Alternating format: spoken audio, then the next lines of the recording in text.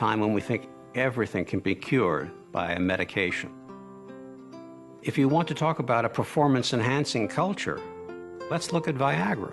Let's look at Levitra, all of these things that are advertised on daytime TV. This is the time we live in.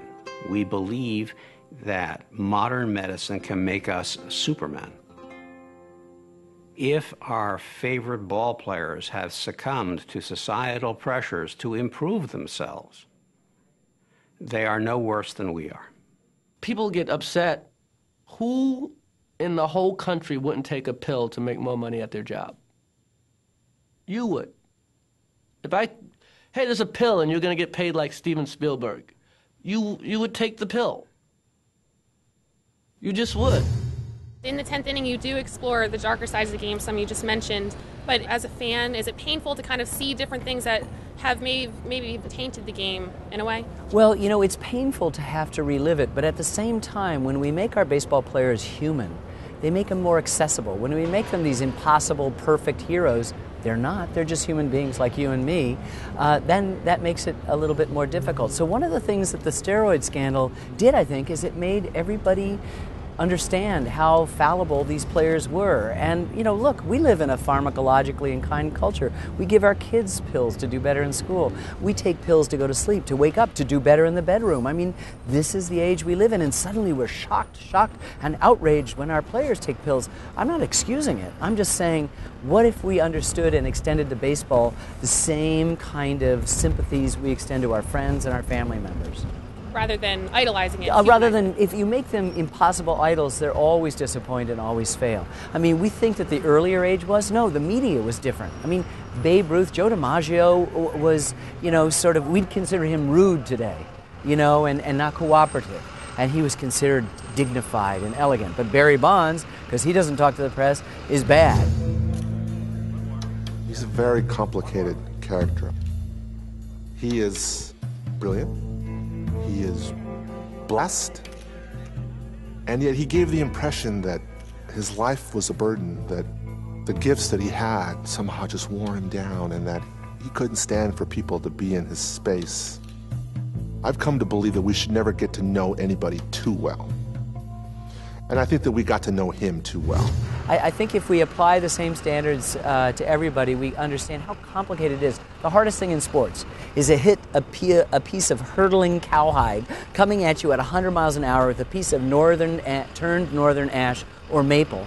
And it's so impossible that all these other things become not understandable or excusable, not excusable distractions, but understandable. I don't think a bunch of owners or general managers got into a room and they said, we got a great thing going here. Turnstiles are humming, fans love it, let's not do anything. I think what happened was when they were clued enough into what was happening, it was already too late without really getting their hands very dirty. Cleaning it up meant taking down the biggest players in the game. And that was an undertaking they weren't going to touch until somebody made them touch it. Personally, you've spent a lot of time with the game. You've been able to inspect it underneath a magnifying glass. How has it changed for you since you produced the original series and the new one? Well, you know, on the surface, so many changes, so many new teams. There's the wild card, the different divisions now are different than they were. There's interleague play, which wasn't there. One team change leagues, which had never happened before. The Milwaukee Brewers went from the American to the National League. I mean, this has been a time of unprecedented change and unprecedented labor prosperity. One of the ironies of the strike, which we all hated so much in '94, was that the players and the owners hadn't realized how upset the fans were. And they realized, you know, we have to get our act together and we have to work in concert to deliver, to bring the fans back and to deliver an exciting game, but also not jeopardize that goodwill again. And they've done that. Every single labor agreement before that ended in a work stoppage or a strike. Everything afterwards has ended in an agreement, and baseball's been uninterrupted.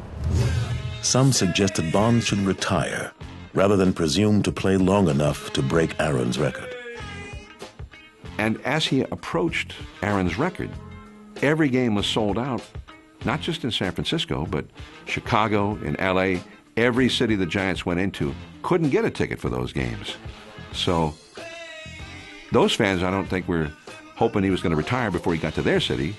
because they'd already bought the tickets to see him play, and I think they were hoping to see him hit one. With all those changes, have your personal feelings as a fan changed at all? No, I mean, it was such a great relief to win in 2004, and I think for a lot of Red Sox fans, they kind of worried and said, boy, you know, am I going to love the game the same way? And I told my wife when they won, I said, I'll never have to worry again. And then, of course, the next season, you know, they lose a game in spring training, and I'm going, how come they lost, you know? And so I got right back, and it was great to win again so quickly and to always be in contention. I mean, even in 2010, when the team's been decimated by so many injuries, they've lost twice as much as any other team, and quality players, every position in the outfield, seems like every position in the infield, a couple of pitchers and 2 catchers, but I'm really proud of them for going that far, and I think that's what distinguishes Red Sox fans, or the best Red Sox fans. We hated it when they lost, we agonized over it, we were, as they say, long-suffering. But when we won, we didn't turn into Yankees. We didn't say we have to win every year. Because when you make that demands on the fandom, you lose touch with the elemental teaching of this game, which is about loss. You know, it's like life. None of us are getting out of this alive. And baseball sort of reminds you of mortality in a way. It begins in spring and ends in the fall. You know, the greatest players fail 7 times out of 10, and they're 300 hitters. And if you do that for 15 years, they're in the Hall of Fame. And you can't go to, in every other sport, you can go to your best guy all the time.